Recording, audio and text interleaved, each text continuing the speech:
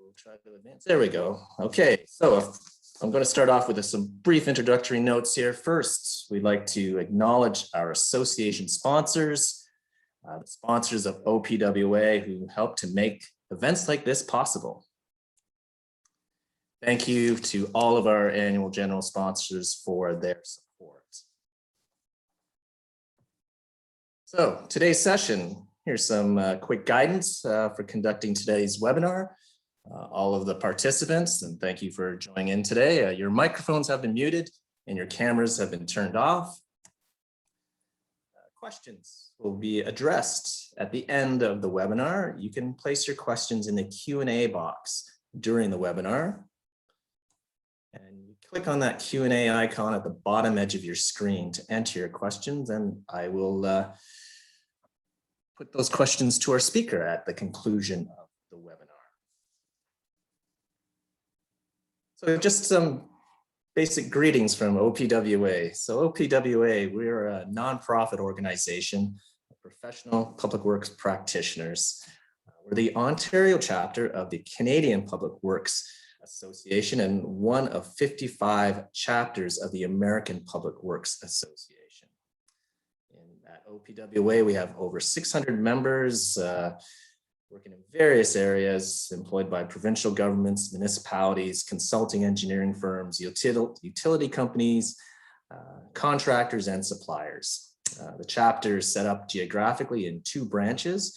In the Niagara region, we have the West Central branch, and in the Ottawa region, we have the Ottawa Valley branch. So if you're a non-member, and we welcome non-members to our webinars, I would ask you to consider joining OPWA. So some of the opportunities for OPWA, well, our mission statement is connecting the public works community. The Ontario Public Works Connects webinar series, it's a new program for us, a new pandemic program that we put together. And it's the idea is to help connect the membership with educational and technical resources, and as well as to others in the industry. So we've been having a number of webinars over the last year and a bit. Our next one's coming up in December, or later this month in November, and in December we've got a webinar on Ontario's native freshwater mussels, and then we have a roundabout design and construction webinar. So as you can see, public works, as most of you know, a vast industry with lots of stuff and lots of topics to learn about. So I'd like to point you to our website if you want to learn more about our chapter and the upcoming events. There's a lot of resources there for our members, and so please visit our website.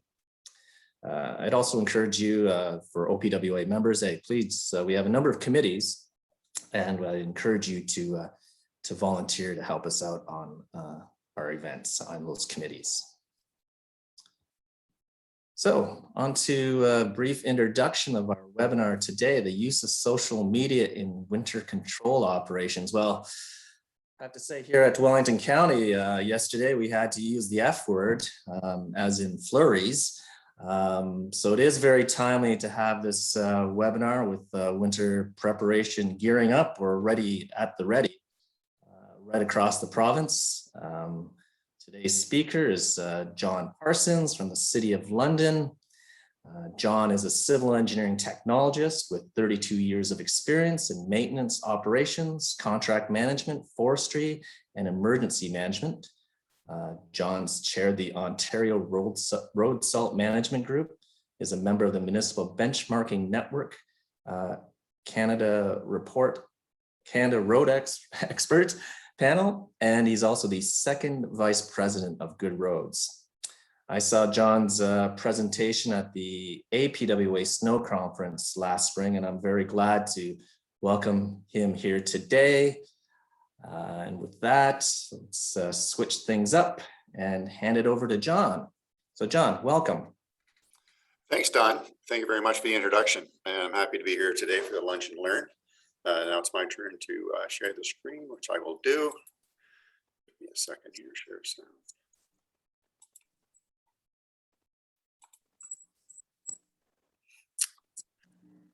Okay, are you seeing the screen, that presenter screen, Don? All right, I'm ready to go. Hello, I'm John Parsons from the City of London and the Manager of Road Operations. I just want to share with you all our use of social media for winter control operations. It's something that we've been working on for the last couple of years. We are getting a little bit better at it. I'm getting a little bit better at it. And I just wanted to share our story of what we do. The learning objectives today, to communicate your winter maintenance plan using social media, provide concise winter maintenance responses using scripted responses that can be shared across multiple communication platforms, and also explain the benefit of using short video clips. I had to be convinced of this, but it does work. Explain the benefits of using short video clips to share winter maintenance updates for road, sidewalk, and cyclist users. My presentation, I'm going to talk a little bit about where we are and the standards that we follow, and then why we are communicating those standards. So London, as you all know, your Ontario Public Works Association is in southwestern Ontario, but we're in the lee of the Great Lakes, and that sets up for some significant snowfalls, especially flurries coming off Lake Huron and the occasional nor'easter. So we're in a bit of a snow belt, and we're used to it, and but we like to communicate it out to our folks. And by the numbers, this gives you an idea of just what we're up against here. So we have a population of 387,000. And when snow arrives, our team manages 3,000, almost 3,800 lane kilometers of roadway, 1,600 kilometers of sidewalk, over 200 kilometers of bike lane. Now, not all those bike lanes are open in the winter. Certainly the ones along the roadside are, and cycle tracks are open. 750 cul-de-sacs and 2,100 bus stops that we clear. So it's quite a bit of infrastructure, and we have over 200 people helping with that on any given snowstorm, well over 200. And to give you a sense of what we do and how we do it, we have 70 pieces of road plowing equipment, 29 Sanders Salters are our combination units, 57 sidewalk plows, dedicated anti-icing tankers, gives you an indication how much salt and sand that we use, and almost a couple million liters of brine. So, you know, for in an average year, our crews hit the road about 70 to 90 times. And we communicate that out to our folks that tune into our Twitter handle and other social media outlets. We get about 2 meters of snow on average per season. So it's quite a bit of snowfall and quite a bit to move. And we use general equipment like any of our friends here in Ontario. Anything where road plows, you'll notice up in the top right that we use a lot of tractors. We're using tractors in our local areas. One, because when we put out tenders for bids, we don't get a lot of truck mounted plows bidding. However, the tractors, they do come in at a lower operating rate, and they seem to be doing a good job for us. So we started that a few years ago. And everything else here you see on the screen, you know, Bobcats, trackless units, and we're fully outfitted with GPS on our units as well. Our service level, and the service level, a lot of, you know, it's an Ontario regulation, 23902, the minimum maintenance standards for provincial highways. And then there are, of course, many of you will know there are revisions to it in 2018, which included some revisions made to the roadways, sidewalks were added, and on-road cycling facilities. So that's presented some challenges. The document can be thick and hard to read through. We recognize that when we were trying to explain that to the media, what our standards are and what we follow. And we really try to make, with our social media program, really try to make it easy to understand. You don't have to refer to the document, just sort of the layperson, it would be difficult to understand. So we try to break it off in chunks so that we can communicate it out. Not too fast here. So for an example, for roadways, we deploy our anti-icing units to our main roads. If it's light snowfall, 5 centimeters, we deploy our salt trucks with plows. And we call them salt trucks with plows because people wouldn't understand what a combo unit is. So salt trucks with plows to our main roads and bus routes. And that's a 24/7 shift. That started in November 1st for us this year, and it'll go to mid-April. Heavy snowfalls, we deploy our road plows to clear accumulation in this order. It's always main routes, bus routes, then local streets. Now, local streets, we wait till 10 centimeters of snow before we get out to those. Sidewalk clearing, light snowfall, 5 centimeters. We're out, we plow and apply sand as required. Now this is new for us. The provincial standards actually says 8 centimeters. We're using 5. It's something that our council adopted, and this will be the first winter where we put this into play. Our crews still have, according to the regulations, 48 hours after the snowfall ends to clear the sidewalk. And what we like to communicate out are the considerations. Bare sidewalk is not a requirement. We tell people that. Snowpack surfaces are typical for London and in Ontario, and we tell people that.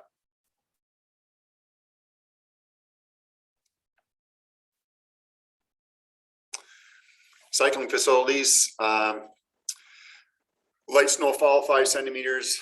Bike lanes adjacent to the main roads and bus routes, they're plowed just because they're adjacent there. The plow can reach in there without a problem. Cycle tracks, they're cleared with our trackless units and or our Bobcat or our trackless unit with a snow blower on it. So that's what we're using. Heavier snowfall, bike lanes are plowed. Off-road cycling facilities and multi-use pathways are cleared. Multi-use pathways through parks are cleared by our parks folks at this point in time. And again, we do communicate out that bare surface is not a requirement. And the 135 kilometers of on-road cycling facilities, that is growing each year. We have quite a few more coming in 2021, or for this season coming up, 21-22 season. Now, getting to the crux of this presentation, our communication goals. We want to provide London residents with easy access to winter resources through our website. We want to increase awareness of conditions among the general public in the City of London. Want the awareness of, snow's coming, be careful, give yourself more time to get where you're going. Those types of communication does go out to folks. And we want to empower Londoners to take proactive action when a snow event occurs. So link in with us, understand the updates that we provide, and follow some good advice that we provide. So in our toolkit, we have our City of London webpage, so london.ca snow. Now it has just been updated yet again. So, but still, if you type london.ca snow, it will go to our website. We use a series of social media posts, Facebook, Twitter, and Instagram. And we're getting more into doing short videos, which I'll show you later in the presentation. We've also developed an online service portal, so servicelondon.ca. So that's accessible on smartphone or through your desktop computer. You can reach us, provide us with information, any concerns that you may have. And we generally, with those, we point to some areas of education where we can tell you what our standards are. We also do a lot of local media outreach. We will, got a good relationship with local news outlets. They'll come out and talk to us before an event starts. Phone messaging system. We have a phone messaging system like many others, but we also have the ability to change up. If we start getting a lot of phone calls, hundreds and hundreds of phone calls, we can change our phone messaging system to say that, all the equipment is out there and we're doing our best to get through it. Last year, we started with some new digital advertising, and I'll get into that as well as we move through. So our communication process, this looks like a lot of work, but it really isn't. Email notification comes to me at this point in time. So any updates from our sander shift, our road plowing supervisors, or my managers of operations, that information will come to me. And then I will push out one email to our senior staff, Service London, counselors, our communications department, and our dispatch location. So that information, I'll show you in the next slide, goes out in one email. And then from there, our Service London folks will update their Service London portal, and they will update their staff that are answering the phones. And if necessary, they will update the phone messaging system if they start getting hundreds of phone calls. Our communications department, they jump in and update our social media. send out the information that I provided them through an email. They'll push that out through either Twitter, Instagram, Facebook, and those types of things. And if required, they will contact the media and do a media outreach if there's something very important that we want to communicate out. Our dispatch folks, they're 24/7. They're always receiving phone calls from the residents, any concerns they may have, and they also have the ability to update the website. So if I'm trying to push out or update our website at 3 o'clock in the morning, our dispatch they have the ability to update that for me. Communication folks are not always around, and they don't have to be, because we have folks 24/7 that can update our information. Now, here's their typical email that would go out to, like I said, so I would send out one email to communications dispatch, some of my senior staff, city engineer, and as required. And then I just put out there, here's the date, the time of the update, and what is underway. So we either report what's underway or what has been completed. So we'll say plow mounted salt trucks are on the main roads and bus routes. I don't say combo units, I say plow mounted salt trucks. And road plows are out on main roads, and all sidewalks have been plowed and deployed. So we push that information out, and then the respective areas will move that information through our process. So with that, I used a bit of a pick list, and we went through this pick list with our communications folks just to make it simple, make sure that our message is consistent. So what is underway? If you'll notice from the previous one, I just pick a few items from the list. Either our plow mounted salt trucks are out, we're pre-treating the roads, we're anti-icing, city road plows are out. These are the type of standard scripts that I use when I push out the information. It can easily be cut and pasted and pushed out on social media. So there's these, and what is complete. So we'll also this will be on our website, what is underway, and then what is complete. So under the what is complete, these are some scripted messaging that I can use. Try and make it as simple as possible with the least amount of words, so that if it goes out in a tweet, it's easily communicated. And just this morning, as Don said, his folks were out doing some work, and here's today's tweet, November 3rd. So I sent a little update to our communications folks through that process that we use with a quick email. And again, you can see I say salt trucks are out on the main routes in the north end of the city. And then what is added from our communications folks, give yourself some extra time if you're driving this morning. So this quick information, the system works well. We have folks in our communications group that can push out a tweet. This came out at 8 this morning. So, and all of a sudden we get a lot of people responding to this. Web pages. So we have a new website that went live in October 2020. And as you can see there, we provide snow updates to our folks. And we're seeing that we're also, our webpage receives about 37,000 views between November 1st, 2020 and March 31st. We also give the folks the opportunity to back up. The opportunity to report unplowed roads. We also give information on seasonal parking. If we ban on-street parking, the information will go through this website, and it'll also be tweeted out. So through our snow updates webpage is one that I always push with the media. And they also look at it early in the morning. So if I can get an update out by 6:30 a.m., it's usually on the 7 a.m. news. Yeah, I can recognize the news with just some of the comments that we put out. It's just reiterated, and that's all for free, right? So it's having a good rapport with our local media and radio stations really helps us out. A couple of additions to the website have been warming centers. So we include, during cold spells, we'll add warming centers. We want this website to be the place to go for winter scenarios. And we can also communicate our level of service here. And if there's any issues with garbage or recycling collection, that is communicated out on this website as well. So it is a place to go for people that in the morning, if they want to know before they go, this kind of some of the lingo that we were using.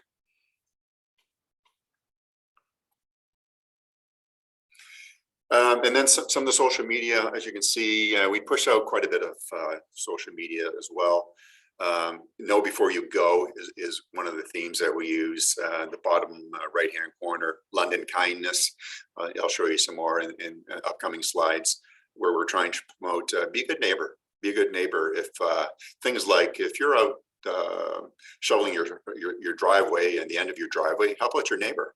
Or if, we also encourage folks to even though the city sidewalk plow went by, if you want to clean it up a little bit more, do that. And we are seeing that. We're seeing that in London. We're seeing people with snow blowers doing the city sidewalks. They're doing that because they're then clearing out, the neighbor's windrow. So by us pushing out some of these good news stories, we're trying to push London kindness. Be kind to your neighbor. We're all in this together. We're, like I said, we're in the lee of the lakes. We get a lot of snow. So help out your neighbor. In the bottom left-hand corner, Rebecca Zandbergen. She is our local CBC morning show. I've been on the show quite a few times with her, and she helps push information out as well. Even through her own Twitter, she will retweet some of our information.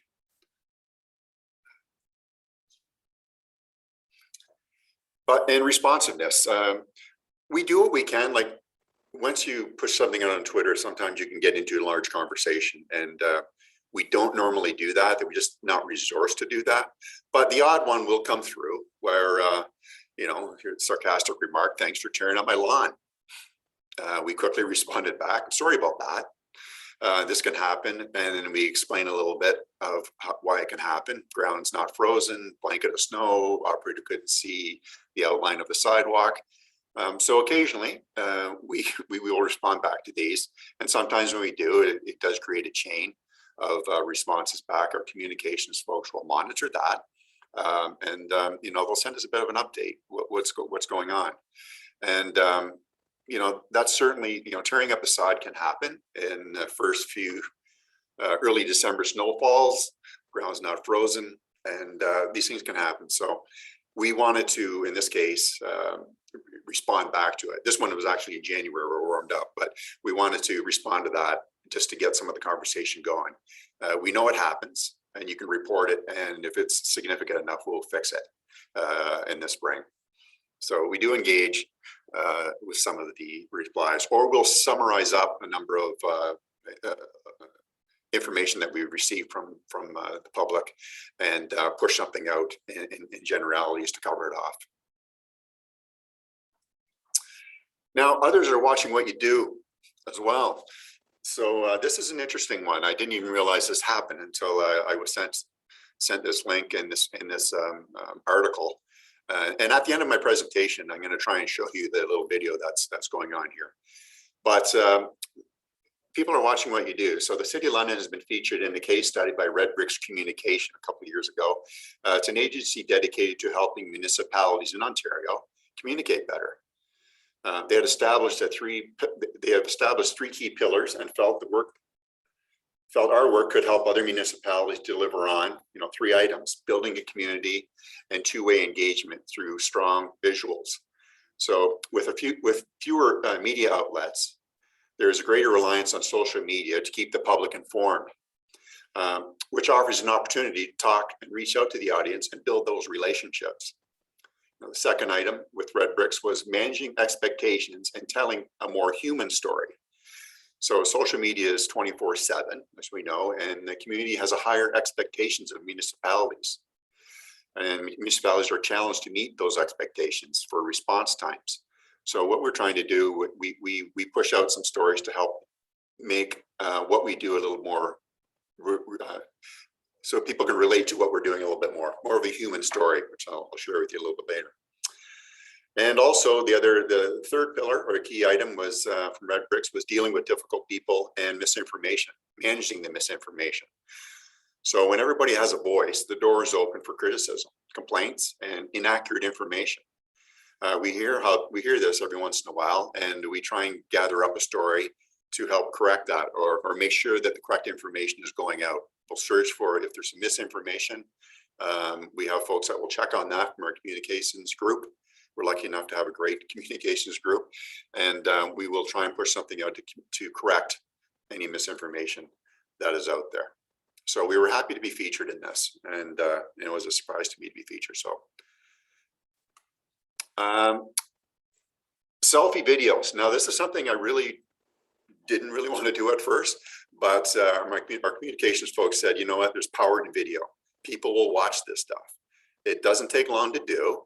And you should see here, I'll play this one in a minute. It's just me holding my phone up and outside of my office in the operations yard. You know, I'm reaching 600 people, and it gets liked and shared by more, and then it continues on with some linkages. And you get comments back. Some of the comments from this particular one, they were, you know, I was out for a walk today and the sidewalks were done. And I was very impressed. And you're doing a wonderful job, a thankless job, as we know in winter maintenance. We don't always get thanks. And so we do get comments, and some positive comments. So this is one that I did, and here we go. Good morning, London. This is John Parsons, Division Manager of Road Operations for the City of London. London received some heavy and wet snow last night. In response to that, we have our plow-mounted salt trucks on our main roads and bus routes. We also have all of our sidewalk machines out, and we have road plows into the local streets. For more information, london.ca/snow. So these are pretty quick to do. I've learned how to use a Dropbox and drop them back to our communications folks. And you do get better at them. You know, first off, it was a couple of takes, but now I'm getting a little bit better and more confident with pushing this information out. So we do find that it reaches a lot of people. And the power of videos, as it was mentioned earlier, is just stronger than some words coming out. So like, I think there's a summary of about 6 videos that we posted earlier that year, and we had like 82,000 impressions and 28,000 views, and you know, over 6,000 engagements. So those are likes, shares, or comments. So our communication folks quickly got back to me with that information, just to show, like, keep on doing these, John. Make sure that people are watching it, people like them, and it is providing some more information, and it links folks back to our website, which where we can share some educational components. And here's a few more. I'm not going to play these ones, but you know, so I'm in downtown London. This is the corner of Dundas and Wellington, main thoroughfare in London. And when I was doing that one, it was great because the plow went by as I was doing it. I had to duck into an alcove just because it was noisy there and windy. And the one on the right, I was just driving to work actually, and I noticed that the road was completed, but you can see the green bollard there. That's a cycle track. So I just wanted to stop and mention that the road was completed. Now we're on to the cycle track, and that was quickly posted and got a lot of good response from the cycling community. We're trying to build a year-round cycling community with some major arteries that we clear and pay a lot of attention to. And so I got a lot of likes on that one just because I reached out to that group. Another couple of options here. In our yard, we were loading up with sand to go out and sand our back streets. The one on the right, interesting one. It just happened to be, that's where responsiveness works. Just clearing a cycle track here on Colburn Street in London, and the parking lot owner dumped a bunch of snow into the cycle track. So we got that at what is that, at like 3:34 p.m. And luckily for us, our yard is right around the corner, and you know, we sent a trackless sidewalk plow with a snowblower on it and blew it back onto the driveway and blew it back onto the parking lot. So it's just responsiveness. We shared a picture. I don't have the picture here, but we shared a picture cleaned up afterwards once this was sent to us, and we got some kudos from it. Now, we don't want to lead people to believe that you take a picture of something, we're going to run and do it. If there's an opportunity to do some of those, and we will, but doesn't always happen, and we don't want to use that as a method of our response. So how are how Londoners are interacting with us? Now these numbers are from last year, but mostly on smartphones and tablets.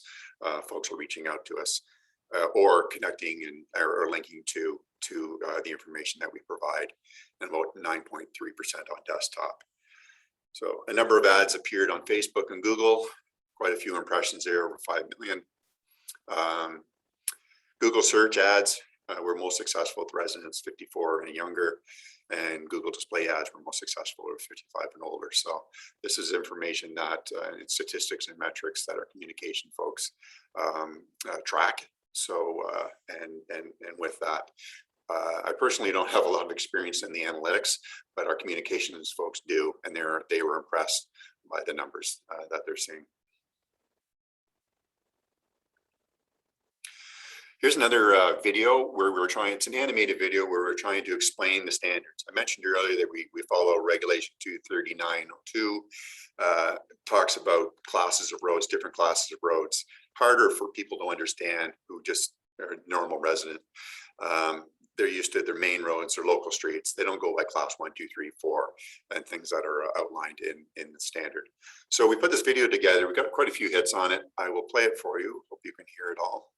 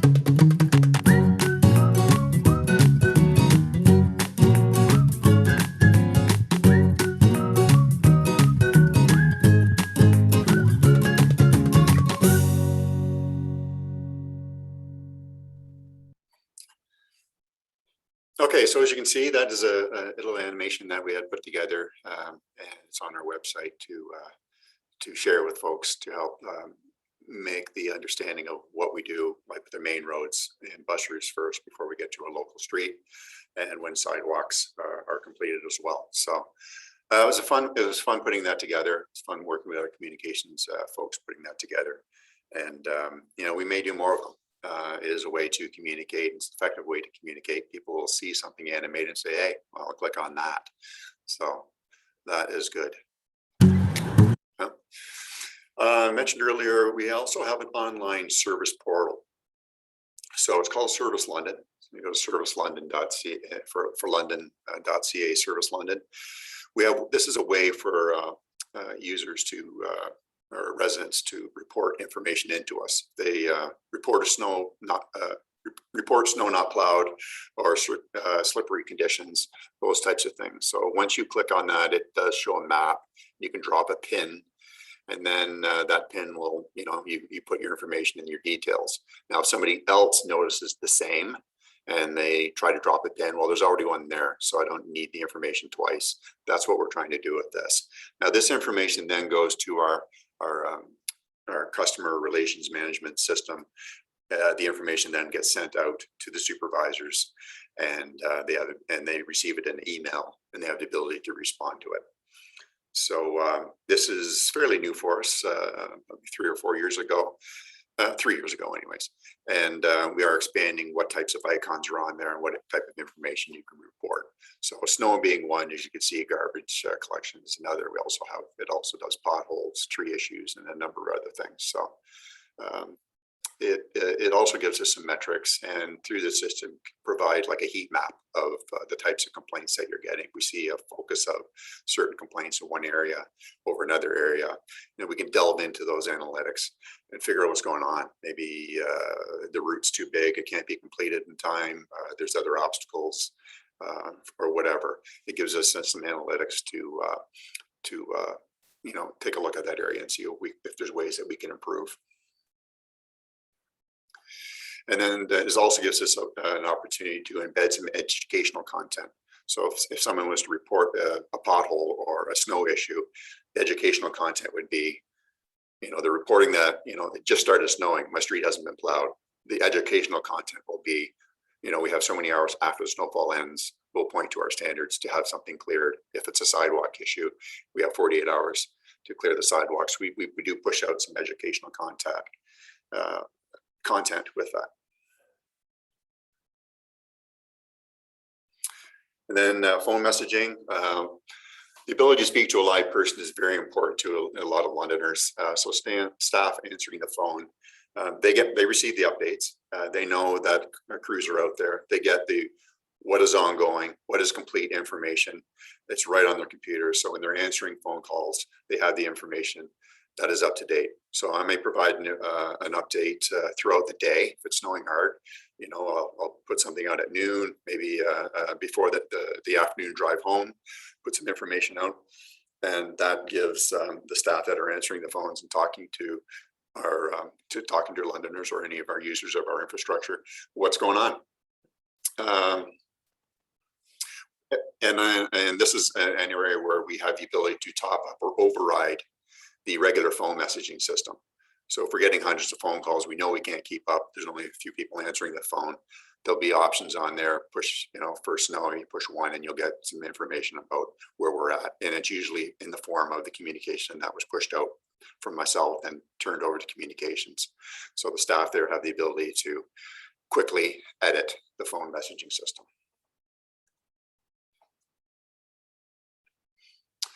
Media outreach. It's important to be available for the media. They have my cell phone number, and I've built a great relationship with them over the years, and they share our notifications for free. So it's a win-win. And London is also proactive in sending out media releases. If we know a large storm's coming, forecast a storm, we will push some information out so that people are ready for it. Our local media, radio and television, or CTV will come to our yard, talk to me. We'll put some information out there, and our mayor gets behind it as well. You'll see on the left-hand side there, our mayor said our crews are out. But the mission is to keep the roads, to keep our streets safe and our community moving. So the mayor has bought right into this and is a heavy proponent of communicating out what we do as well, along with myself and others. And the one on the right, London, Ontario survives the first snowstorm of a decade, still more to come. We contributed a little bit to that article as well, providing them with some metrics of what we do, how many pieces of equipment we have. Some of the challenges we can have when you push media out. Here's an example here. So on the left-hand side, you'll see me standing in front of a lot of salt. So I had a media event that was showing off our salt pile and saying, hey, we're prepared. We have all our salt in, we're ready to go. Well, this picture turned up a year later in the Sun newspaper as a negative image. So it was because of, the sensitivity to salt in the environment. So it was definitely a learning moment for myself. I was proud that we had all our salt stock. We were ready to go, but the picture turned up a year later in a different medium. And then the one on the right, Londoner calls for barrier-free sidewalks. So that turned out turned into a plea for increased standards, and which is all right. And we want to hear that too. If folks are having trouble getting around, we want to hear about it, and see if we can do anything about it. And it actually, for sidewalks, we've lowered our standard down to 5 centimeters from 8, which is the provincial standard. Feature stories. So we were trying to engage our community with feature stories. We wanted to give shout outs to the folks that are doing a great job on things.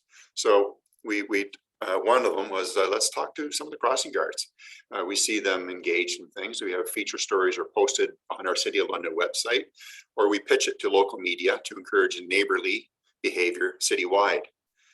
So in this particular one, Gabby, he asked for a sand and salt bin for the crossing guard, the crosswalk area in his location. We placed it there, and he uses it.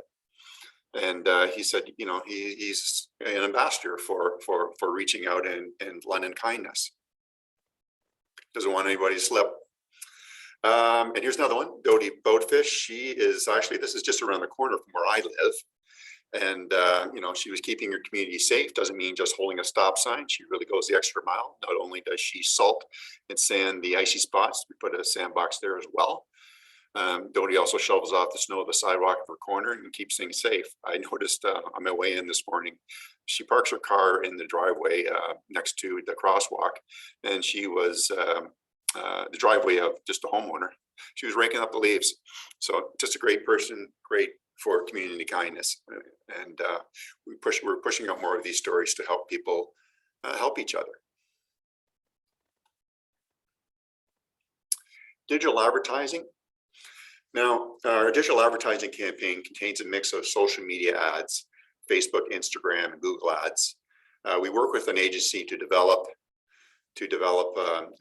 a list of keywords that will prompt ads to appear based on popular Google searches. Words like weather, snow removal, removing snow, and the system works as it's a pay-per-click, so it's cost-effective way to advertise and only pay for when people click on the ad. So we see metrics from this initiative. It's a measurable way to advertise and report back and gauge your return on investment. So we're on social ads, Google search and display ads based on key terms, pay-per-click, source of metrics, and weather integration. Now, the weather integration piece allows us to create triggers based on any combination of past, current, and forecasted conditions. So before you go, know before you go, those types of things. So the way the weather app integration works, so pre-snowfall, we want to educate. During a snowfall, we want to inform people. And then post-snowfall, we want to engage them to call us if something was missed. So back to the top there. So pre-snowfall, we'll have default ads running constantly, designed to promote london.ca. Go there for the information before you go anywhere. During a snowfall, ads are triggered when 3 centimeters or more is forecasted. They're designed to increase awareness. And then we want people to turn to our snow updates page, where they'll get information on what we're doing right now, what has been completed, if main roads are completed or sidewalks are completed, and then we're on to bus stops. That information is shared through that process. And then post snowfall, ads are triggered 48 hours after the snowfall is ended. Somebody might be in Google, like, how long does it take the City of London to do things? Well, that's when information will come up relating to our standard, where if it's sidewalks, it's 48 hours after the snowfall, and if it's a main road, there's hours posted there as well to describe our process. Google search ads, pre-snowfall, submit, and you can see the information that's pushed out. And you can count on London.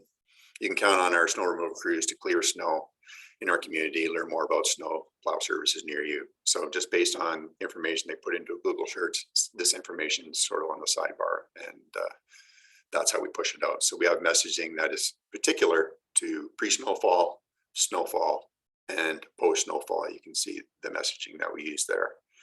And performance of the Google search ads, we're seeing impressions of close to 1 million, and clicks of upwards of 5,000.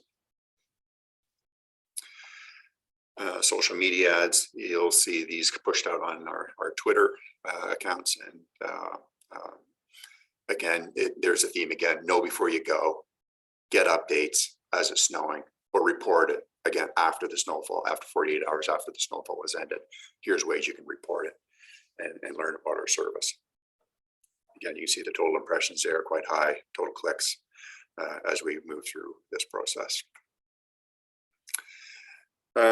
it's all about telling the story, and that's kind of where the crux of this our social media campaign started in London. We wanted to tell the story to get people engaged in what we do, share what we do, and let them know, why we do it and how we do it. So you can see some messaging that gets sent out there.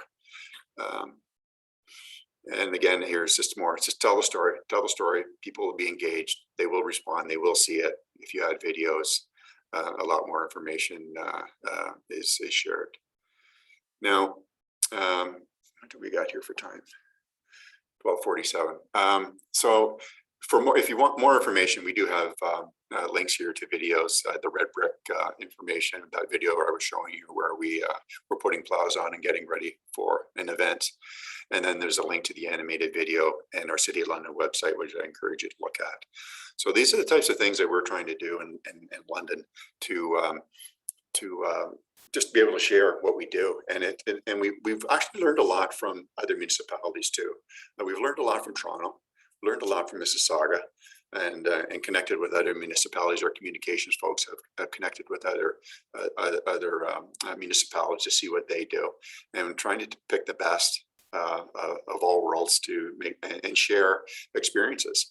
And if there's other ways to do it through us reaching out to the community, we will. But this isn't all our brainchild. We did collaborate and talk to other municipalities to get where we are today. So that's all I have at this point, and I will stop sharing my screen and pop back to Don. Wow, thanks so much, John. That was very good. The stats and the metrics are very impressive from the response that you get from the community there. We do have a question in the chat. So, John, we have a question from Ali. It says, what type of content do you include in the Google Ads? When do you send them out? Timely? Or do they generally run all winter? Oh, I think it was, yeah, I was thinking you did answer that with your Yeah, I can repeat it though. Yeah, so Yeah, that type of information. No, it's a good question, Ali. Thank you for this question. It is the Google Ads. When you search something on Google, a whole bunch of information comes up, and we just want to be part of it. So if somebody's typing in, City of London snow removal, if they're in our typical area, and if a snowstorm if we set out parameters that snow is coming based on the weather, the information you're going to get is check us out online and see what type of service we provide. If it's snowing, the type of information that will come up through the Google ad is link to london.ca and get some snow updates. And at the end of the storm, again, 48 hours after the snowfall ends, if people are looking up stuff on Google, they're going to be pointed to more educational content. So the information we post is related to what is on our website, whether, to educate people. Okay, that's great, John. Question here from Brad. Do you post on social media after hours, such as on the weekends, or only on the weekdays during regular business hours? We do post.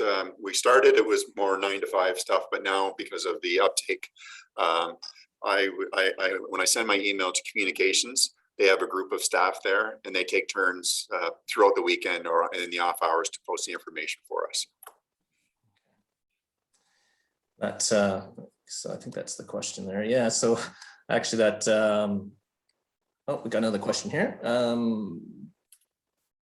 Do your residents use the online reporting system often, or do they call the office? They use the they do.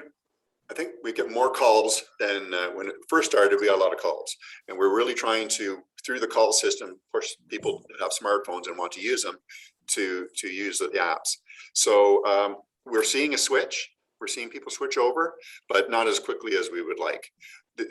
By using the online Service London app, like I was saying, if you're pinning something, if you're pinning something that a sidewalk's not plowed, if somebody else tries to pin it, they're going to say that's already been reported. So we're really trying to move in that direction. And I try and promote that as much as I can when I do any interviews through radio or TV ads. So, but answering the question, more phone calls, but we're you know, that's just the way it is. We're trying to push it the other way. Okay. I think we've got another question from Colleen. The municipality I work for has a water protection team sharing information on impacts of salt on drinking water. Do you have any tips on communicating what may come across as conflicting messages? Safe roads, yeah. Safe roads versus protecting. Well, that's just it. I mean, we do, you know, there's like I said, the picture of me in front of the salt saying, hey, we're ready to go, turned into a story about you're affecting the environment. So the balance of using salt on roads is you're balancing safety and costs of getting people around. So I don't have a lot of good advice on how to prevent, you know, any negative effects to salt, other than you know, being part of a road salt management team and the type of work we do here. We're trying to and we communicate out, we're trying to use less salt just by our methods that we use, our RWIS stations. The fact that we pre-treat salt so that you can use less rock salt if it's pre-treated. So we are aware of that through our salt management plan. And that's really, our salt management plan, I believe, is online as well in the City of London. Yeah, well, that's great. Oh, there's some more questions coming in. Well, this is great. Let me get to this here. Sorry, let's expand that. Do you post to remind residents where to place their recycle bins and trash cans? And do you have any recommendations? Yes, we do. We ask them not to place them on top of a snowbank.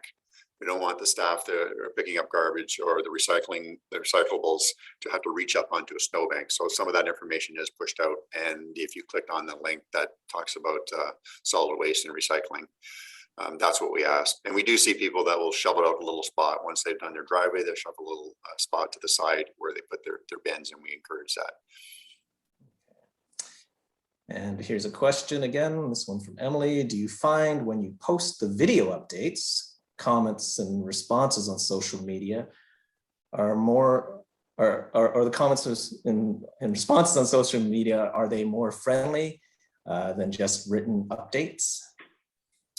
We're finding they're friendly. The people, they are looking at them. Of course, there'll be some comments and some negative comments. You have to take the good with the bad. But we're trying to do more of it, and it's because they have been positive. You know, the comments that I did show there, I showed the positive comments, and there's some negative comments, which I probably wouldn't want to show. But you know, there's always the negative comments are usually linked to education. They're like, it's snowing, how come my street's not plowed? Well, you need to educate, and we need to educate people and residents. This is why, like, we don't plow the local streets right off the bat. We wait till 10 centimeters of snow before we go out there.